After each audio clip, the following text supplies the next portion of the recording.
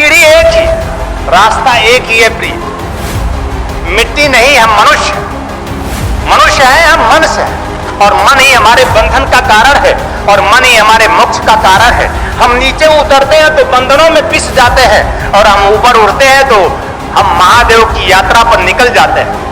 वो महादेव जो आनंद कारक है, वो महादेव जो मुक्ति कारक है, वो महादेव जो मोक्ष कारक है, वो महादेव जो समस्त विषय विकारों से, विकृतियों से निकाल कर स्वयं में धारण कर सकने की स्थिति और शक्ति और क्षमता रखते हैं।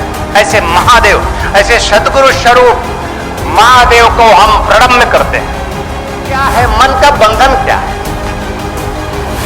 मन? कहां कहां बंधा हुआ है मन? किस किस से बंधा है? अगर किस किस और किस से मन बंधा है तो उस से मन को समेट लेना है।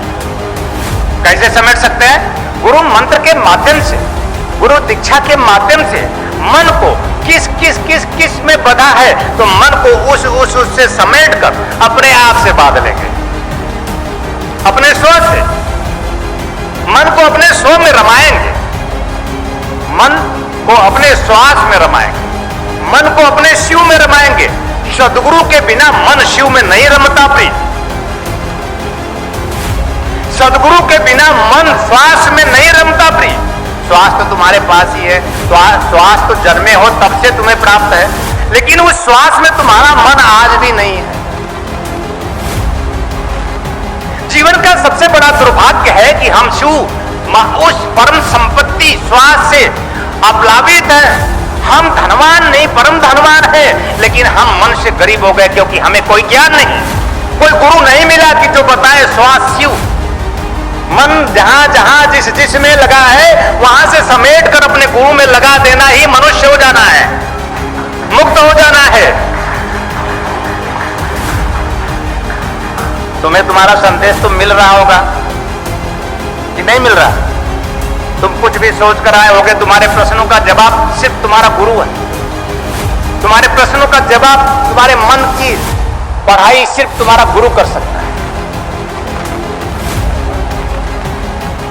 गुरु इसीलिए उसकी सिद्धि और सफलता, श्रेष्ठता, सर्वोच्चता गौरी शंकर की उपादेयता है गुरु। सदगुरु और क्या है? सदगुरु क्या कोई माटी का लोधा है? सदगुरु मतलब श्वास, सदगुरु मतलब प्राण, सदगुरु मतलब आत्मा, सदगुरु मतलब परमात्मा, सदगुरु मतलब सदाशिव की सीढ़ी एक ही, रास्ता एक ही है प्रिय। मिट्टी नहीं, हम मनुष्य, मनुष्य है, हम मनुष्य है, और मन ही हमारे बंधन का कारण है, और मन ही हमारे मोक्ष का कारण है। हम नीचे उतरते हैं तो बंधनों में पिस जाते हैं, और हम ऊपर उड़ते हैं तो हम महादेव की यात्रा पर निकल जाते हैं। वो महादेव जो आनंद कारक है, वो महादेव जो मुक्ति कारक है, वो महादेव जो मोक्ष कारक है, वो महादेव जो समस्त विषय विकारों से, विकृतियों से निकाल कर स्वयं में धारण कर सकने की स्थिति और शक्ति और क्षमता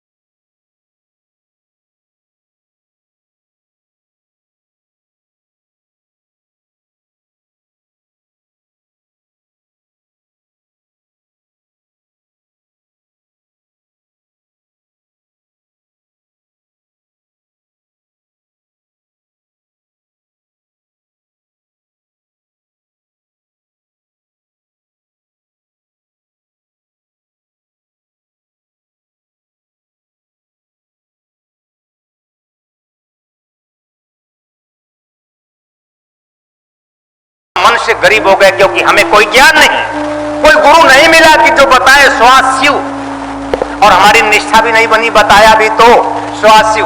आपने चित्रों में शिव को देखा होगा, मैं आपके चित्रों से शिव को, आपके चित्त से चित्र को निकाल कर आपके चित्त में ही उस चैतन्य को भर देना चाहता हूं। चित्र में शिव नहीं प्रिय, चित्त में शिव हो जा। चित्र तो एक माध्यम है, क ख ग घ अंग, क ख ग घ अंग, क ख ग घ अंग माने, बोलो ना कुछ नहीं, जोर से बोलो कुछ नहीं। अंग माने कुछ तो बोलते ही नहीं तुम, हम ही बोले जाते हैं। क ख ग घ, क ख ग घ अंग माने बस, मतलब जो कुछ भी अभी पढ़ा, जो कुछ भी अभी अनुभव किया, जो कुछ भी अभी जिया, वो कुछ नहीं है। इसीलिए कल पत्रकारों से वार्ता करते हुए मैंने कहा, इस पूरे संसार में हमारे ऋषियों ने दो प्रकार की विद्याओं की पूजा की है। विद्या दो प्रकार की होती है। विद्या कितने प्रकार की? एक विद्या कहते हैं और एक उसे अविद्या कहते हैं। अविद्या है धन, यश, मान, पद, प्रतिष्ठा, भौतिक जीवन में उन्नति, संसाधन। इस संसार सागर में जो कुछ भी गोचर हो रहा है, ये सब मेरा हो जाता तो अच्छा था। कैसा रहा? कैसा रहा? ये जो कुछ भी दिख रहा है ये मेरा हो जाता, अच्छा ये नहीं हो सकता गुरुदेव, तो वो जिसे हम चाहते हैं वो मेरा हो जाता, जाती तो अच्छा था। मने वो मनुष्याणाम, मन जहां जहां जिस जिस में लगा है वहां से समेट कर अपने गुरु में लगा देना ही मनुष्य हो जाना है, मुक्त हो जाना है। तुम्हें तुम्हारा संदेश तो मिल रहा होगा कि नहीं मिल रहा? तुम कुछ भी सोच कर आए होगे, तुम्हारे प्रश्नों का जवाब सिर्फ तुम्हारा गुरु है। तुम्हारे प्रश्नों का जवाब, तुम्हारे मन की पढ़ाई सिर्फ तुम्हारा गुरु कर सकता है। गुरु इसीलिए उसकी उपादेयता, सिद्धि और सफलता, श्रेष्ठता, सर्वोच्चता गौरी शंकर की उपादेयता है गुरु। सदगुरु और क्या है? सदगुरु क्या कोई माटी का लोधा है? सदगुरु मतलब श्वास, सदगुरु मतलब प्राण, सदगुरु मतलब आत्मा, सदगुरु मतलब परमात्मा, सदगुरु मतलब सदाशिव। माता पार्वती और शिव, भगवान शिव को मिलाकर जो बनता है उसको सदगुरु कहते हैं।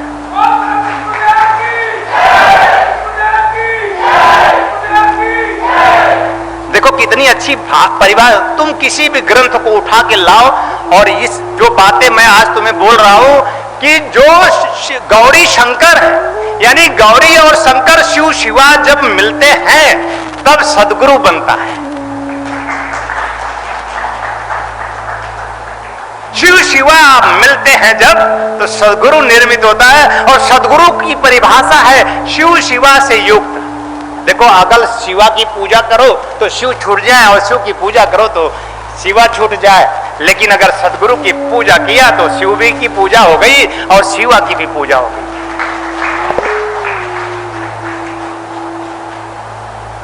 बोले न जय श्री नारायण।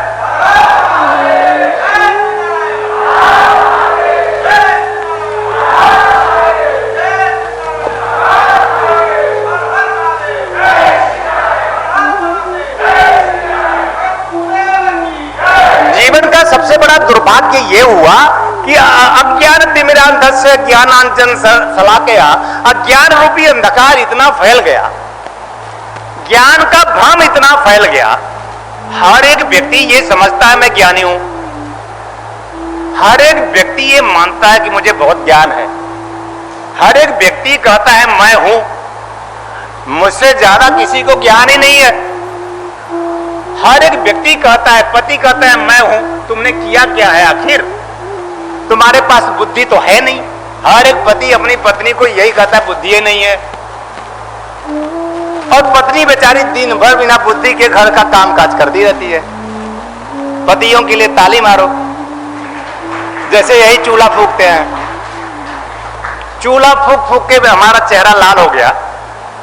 रोटियां बना बना के हमने फुगा फुगा के आपको खिला के लाल कर दिया और कहते हैं तुम्हारे पास बुद्धि ही नहीं है। बुद्धि के बिना भोजन कैसे बन सकता है?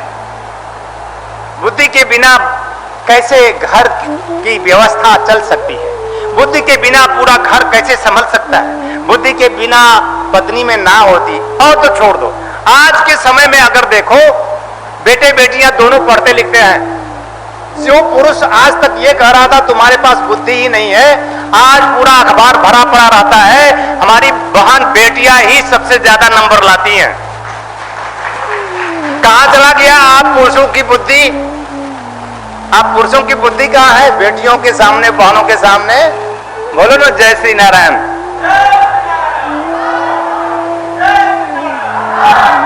आईएएस स्टाफ कोई करता है तो हमारी बहन बेटियां करती हैं। एक स्त्री आईएएस स्टाफ करती है, वही एक स्त्री डॉक्टर बनती है और सबसे अच्छा नंबर लाती है, सबसे पहले नंबर आती है। यानी नीट का रिजल्ट आता है तो उसमें आप देखिए हमारी ये बहनें, हमारी बेटियां, हमारे ये जो स्त्री है, स्त्री की बात करें, ये जो स्त्री है जिनको पुरुषों ने सदा इनकार किया, आज यही सबसे ज्यादा अगर आसमान की ऊंचाई पर उड़ी है तो हमारी माताएं और बहनें ही उड़ रही हैं। अरे तुम लोग चिढ़ा तो दो, थोड़ा ताली बजा।